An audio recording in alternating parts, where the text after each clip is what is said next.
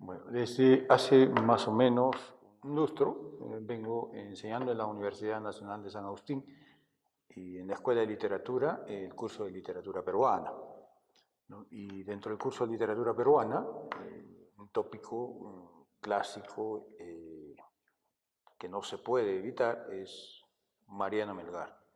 Y más aún por el significado que no solo tiene a nivel del Perú, sino fundamentalmente a nivel de Arequipa, ¿no? Quizás la primera distinción que se debe plantear cuando se habla de Mariano Melgar es el prócer y el poeta, ¿no? Siempre se han tendido puentes entre ambos. La crítica y los estudiosos no han podido separar, ¿no?, estos dos aspectos que son trascendentes e importantes. De un lado, claro, su gesta es realmente un hecho epónimo en nuestra historia, ¿no? Entonces correspondería Melgar al campo de la historiografía por su sacrificio, por su inmolación, ¿no?, en defensa de los intereses libertarios. Y de otro lado, bueno, su oficio, o sea, su afición, podríamos decir, dada a su juventud, por la poesía fundamentalmente. Lo que a nosotros nos interesa es tratar un poquito de no desdeñar al prócer, pero sí tratar más en profundidad al poeta. Una de las primeras dificultades que hay con la obra de Melgar es si lo ubicamos dentro de una periodización, podríamos decir que corresponde, siguiendo a Carlos García Bedoya, al tercer periodo, ¿no?, de la literatura colonial. Entonces, o de pronto podría, no sé, estar como, ¿no?, lo planteaba también en algún momento Alberto Escobar, ¿no?, como en un momento de ruptura, ¿no?, ruptura entre lo que sería un modelo colonial y el advenimiento de la República. Para solucionar el problema, muchos historiógrafos han ubicado a Melgar hasta Cornejo Polar en la literatura de la emancipación, ¿no? Y si nosotros, sensu estricto, decimos y nos preguntamos si hay una literatura de la emancipación propiamente con autores y obras, es realmente muy poco lo que se produjo, o sea, literariamente hablando. Pero esta discusión que es historiográfica justamente la provoca Melgar y desde allí también es un problema, ¿no? O sea, si realmente está en el proceso emancipatorio o que le corresponde en el proceso republicano. Y si seguimos que los momentos que se establecen en toda periodización no se fijan por el tiempo, entonces tendríamos que decir, de algún modo, Melgar sería un adelantado, ¿no?, en el proceso de nuestra historiografía republicana. Ahora, eso como primera premisa, ¿no? En segundo lugar, establezcamos también su propia producción, ¿no? Su propia producción literaria ha sido otro problema para los críticos, ¿no? Desde 1868, ¿no? Desde 1878 hasta la edición de la Academia de 1971, o sea, podíamos encontrar que la primera es una obra brevísima y la última es una obra abundante. Dos, de que esta obra brevísima tiene una estructura que no le corresponde al autor, sino a probablemente los familiares y la figura de García Calderón, quien presenta las poesías, ¿no?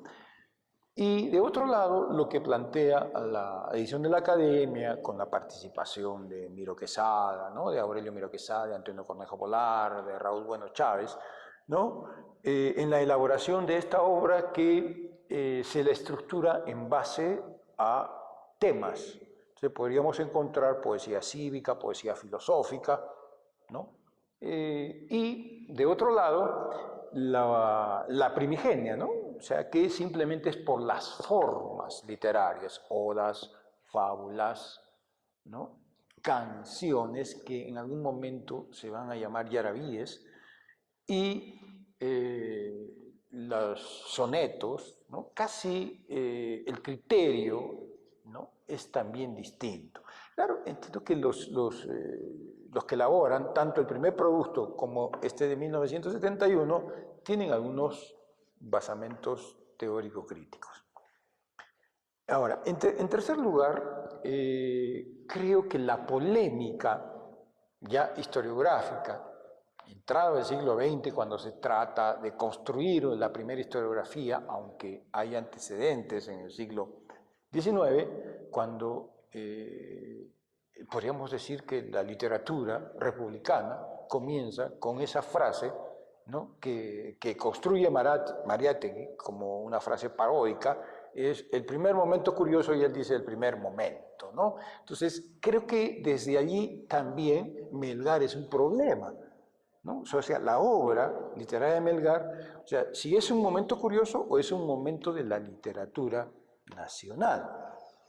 Ahora, si bien el juicio de Ribagüero, habría que preguntar qué cosa es lo curioso para Ribagüero, ¿no? ¿Y qué cosa es lo nacional para Mariátegui a partir de la lectura que hacen de Melgar?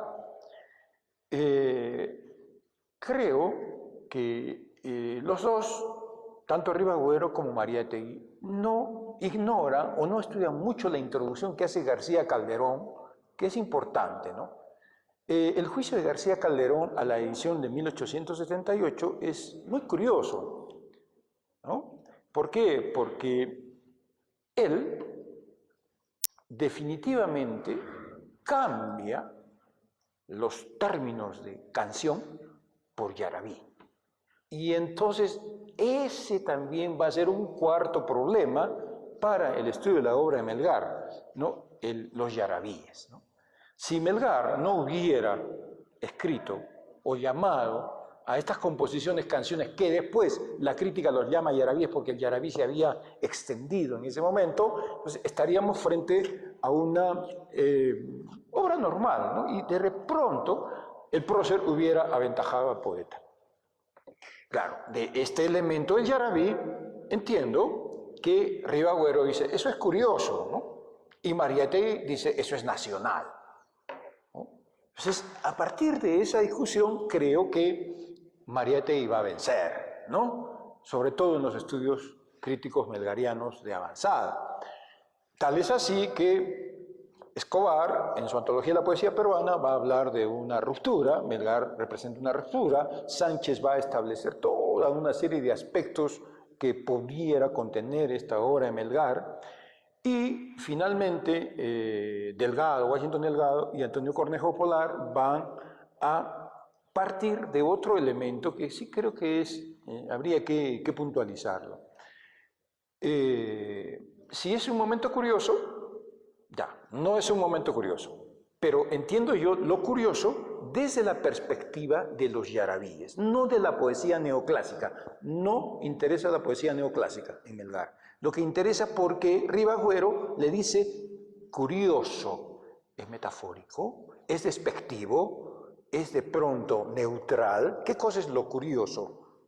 Lo curioso frente a lo nuevo que estaba trayendo Melgar en sus poesías, ¿no? Porque lo neoclásico no sería nuevo. Entonces, en ese sentido, entiendo yo lo curioso y cómo Mariátegui, en vez de curioso, lo reemplaza por lo nacional. Es el primer momento, dice, no es un momento curioso, es el primer momento. Pero, ¿cómo entiende Mariátegui lo nacional? Para decirnos que la poesía de Melgar es el primer momento de la literatura peruana, la literatura nacional. Creo que a eso habría que sumarle otra hipótesis de Mariátegui, porque no la plantea ahí, de lo no orgánicamente nacional, ¿no? A Mariátegui hay que entender lo nacional desde ese término, lo no orgánicamente, ¿no? Que Cornejo Polar, ¿no? lo ausculta y lo revisa con mucha sabiduría y lucidez. ¿no? Entonces, si no somos orgánicamente nacional, entonces Melgar formaría parte de eso no orgánicamente nacional, la obra, y el yarabí sería el elemento que identifica lo nacional, ¿no? El yarabí. Pero en ese sentido, la ruta del yarabí habría que esclarecerla.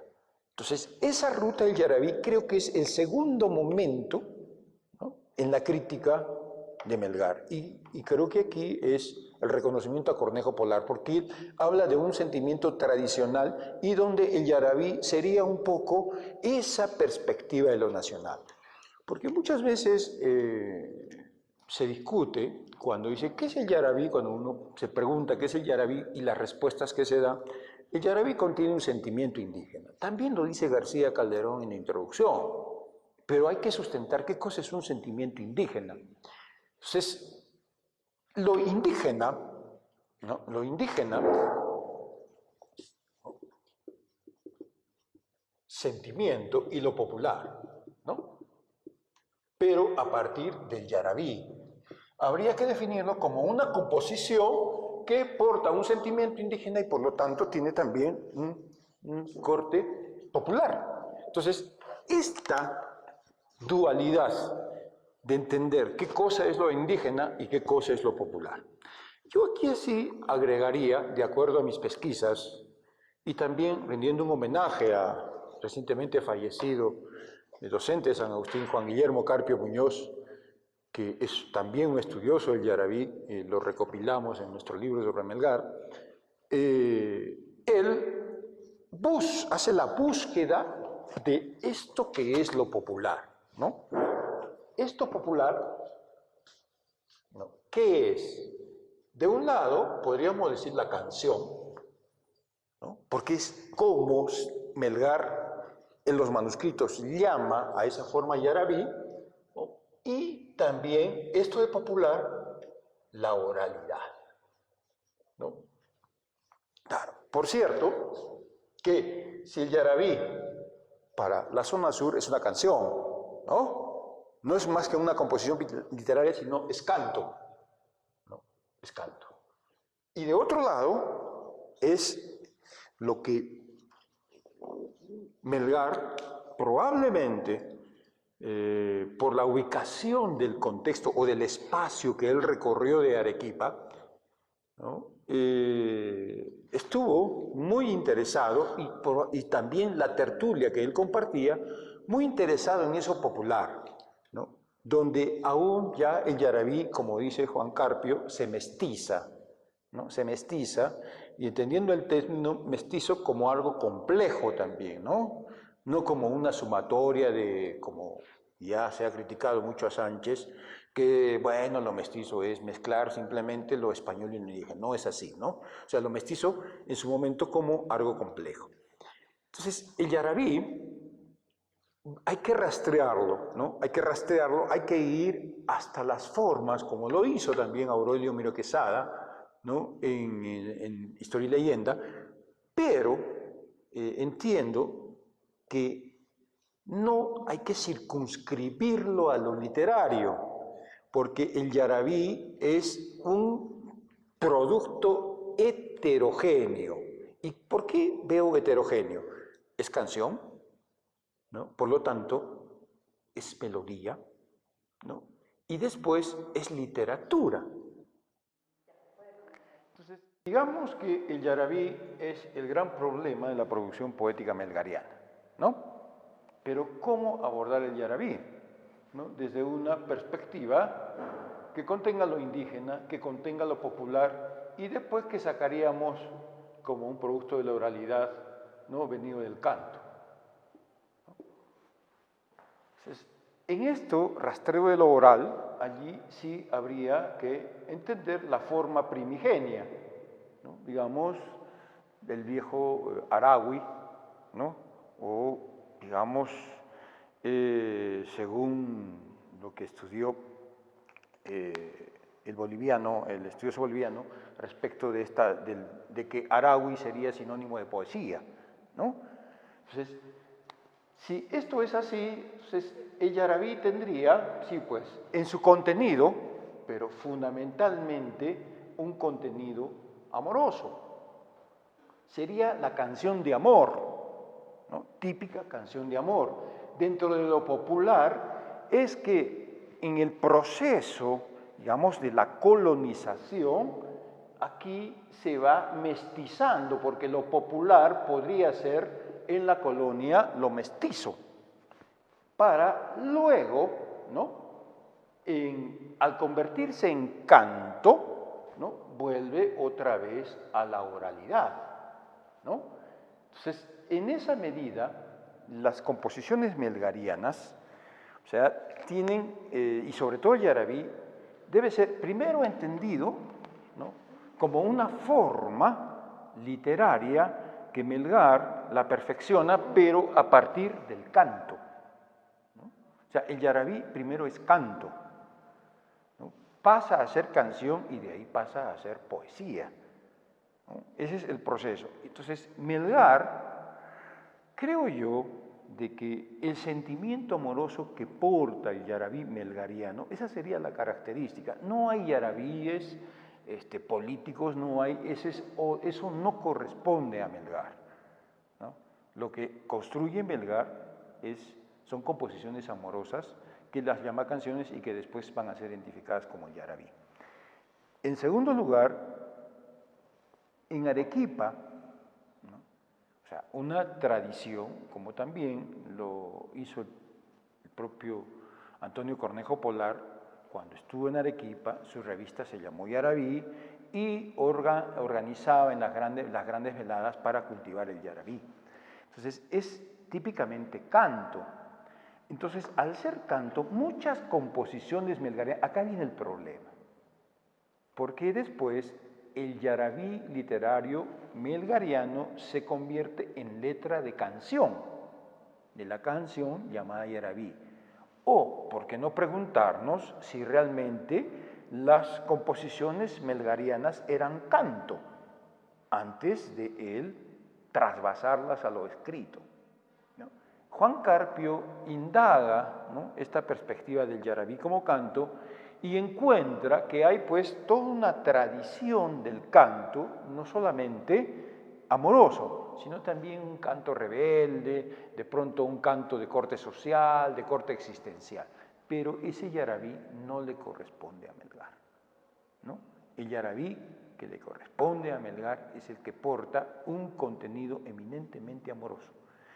Ahora, como sustrato de ese sentimiento amoroso está la gran pregunta: si el amor que expresa Melgar en sus yarabíes, si tiene contenido indígena, entonces es un amor, ¿no?, desde esa perspectiva y que ha ido evolucionando en el tiempo y que al final es un sentimiento amoroso entremezclado. Lo más fácil para la crítica ha sido decir, eso es romántico, ¿no? Eso es lo más sencillo. Pero ojo, en esta tradición amorosa hay que ver que Melgar traduce a Ovidio, ¿no? ¿Y qué es pues el poeta Ovidio? ¿No? Y entonces, al traducir, me pregunto si no habrá una influencia ideológica en Melgar. Bueno, Jorge Cornejo, él ha visto las fuentes en todos los poetas prerrománticos. Incluso hay una especie de el famoso estribillo, no quiero volver, ¿no? No quiero más amar, ¿no? Él lo vincula a un poeta español prerromántico. Entonces, eso del sentimiento amoroso que se expresa Melgar, desde mi punto de vista, no es romántico, es heterogéneo, o sea, tiene una connotación mestiza, puede tener una base indígena, pero también tiene su cultura literaria, ¿no? Ahora, los románticos siempre han tratado de ver los sentimientos auténticos, ¿no es cierto? Entonces, cuando uno lee a Melgar, todo es decepción, ¿no? Desde esa perspectiva romántica que tenemos, que nos hemos formado. Pero, ¿cómo nosotros podemos estudiar la mesticidad de esa época. No es lo mismo lo mestizo de finales del siglo XVIII y más en esta ciudad y comienzos del siglo XIX, o toda la tradición del mestizaje en esta ciudad o en el sur del país, ¿no? Es muy distinta a las otras mesticidades. Bueno, no es que yo quiera dividir al país, territorializar, lo que estoy haciendo es territorializar, ¿no? Siguiendo a Miñolo, territorializo la mesticidad del sur del país, ¿no?